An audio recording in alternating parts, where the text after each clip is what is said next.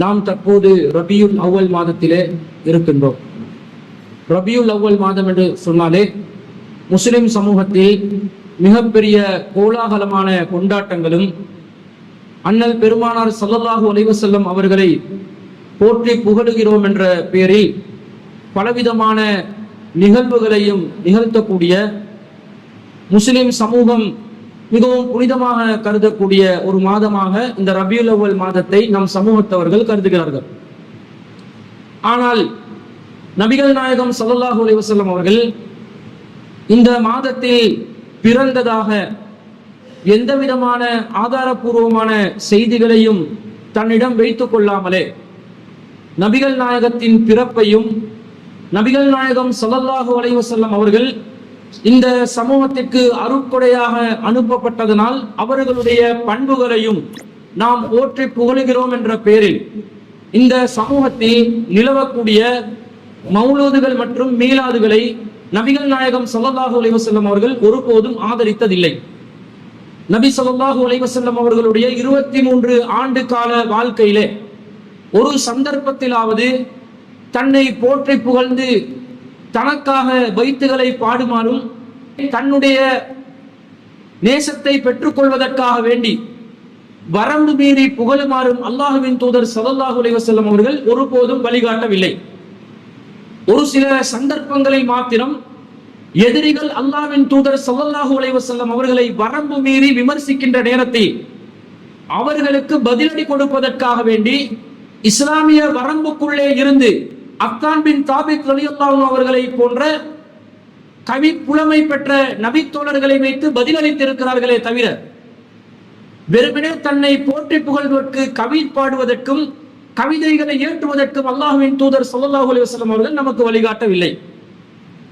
வமா அல்லம்னாஹு ஷிஅர வமா யம்பகி லஹு, நாம் இந்த நபிக்கு கவிதையை கற்றுக் கொடுக்கவும் இல்லை, அது அவருக்கு தேவையும் இல்லை என்று அல்லாஹ் சொல்கிறார். இந்த கலை நயம் என்ற பெயரில் கலையையும் சம்பிரதாயத்தையும் சடங்குகளையும் ஆதரிக்கின்ற பெயரில் ஜாஹிலிய மக்கள் எதையெல்லாம் அந்த சமூகத்திலே அரங்கேற்றிக் கொண்டிருந்தார்களோ அந்த அனைத்துக்கும் முற்றுப்புள்ளி வைப்பதற்காக வந்த இறை தூதர் ஸல்லல்லாஹு அலைஹி வஸல்லம் அவர்களுடைய பெயரை பயன்படுத்தியே இஸ்லாத்திற்கு எதிரான ஜாஹிலியத்தான சிந்தனைகள் இந்த சமூகத்துக்குள்ளே ஒவ்வொரு காலகட்டத்திலும் நுழைவிக்கப்பட்டிருக்கின்றன. அந்த வகையிலே ஒரு 300-400 ஆண்டுகளுக்கு முன்பதாக இந்தியாவிலே, தமிழ்நாட்டிலே, இன்னும் சில கேரளா போன்ற பகுதிகளில் இருந்த அரபு புலமை பெற்றவர்கள் என்று கருதப்படக்கூடியவர்களால் இயற்றப்பட்ட பாடல் வரிகள் தான் இந்த மௌலூதாக இருக்கிறது. அதற்கும் வேற சுபஹான் மௌலூத் என்று சொல்லி பெயர் வைத்திருக்கிறார்கள்.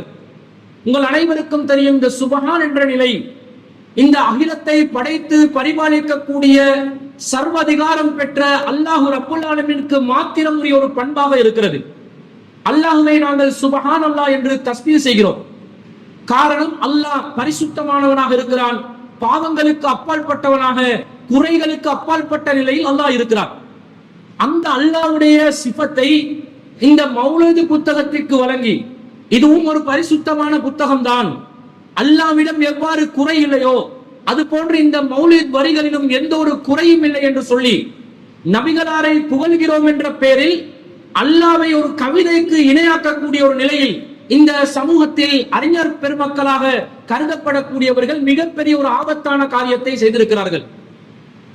இந்த விடயங்கள் எல்லாம் இந்த சமூகத்தில் இருக்கும் ஆலிம் பெருமக்களுக்கு தெரியாமல் அல்ல, தெரிந்து கொண்டும் வரட்டு கௌரவத்தினாலும் பாரம்பரியத்தை கைவிட முடியாது என்ற பிடிவாதத்தினாலும் இந்த அனாச்சாரங்களை இன்று சமூக மன்றங்களில் அரங்கேற்றிக் கொண்டிருக்கிறார்கள்.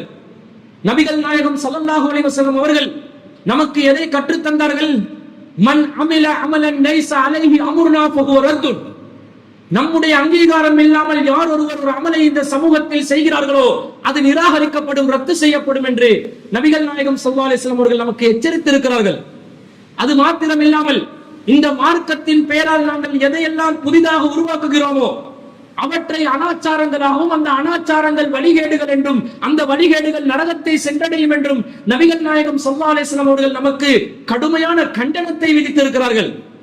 இந்த நிலையில் அல்லாஹ்வும் வழிகாட்டாத, அல்லாஹ்வுடைய தூதர் வழிகாட்டாத அல்லாஹ்வின் தூதர் ஸல்லல்லாஹு அலைஹி வஸல்லம் அவர்களுடைய காலத்தில் அல்லாஹ்வின் தூதரை உண்மையிலும் உயிரிலும் மேலாக நேசித்த நபி தோழர்கள் நடைமுறையில் வைத்திருந்தார். ஒரு செயலை இன்று சமூகத்திலே ரபியுல் அவ்வல் மாதம் பிறந்தவுடன் 1 முதல் 12 நாட்கள் கோலாகலமாக கொண்டாடுகிறார்கள் என்று சொன்னால் மார்க்கத்தை விட்டு இவர்கள் எவ்வளவு தூரமாக இருக்கிறார்கள் என்று சிந்தித்து பாருங்கள்.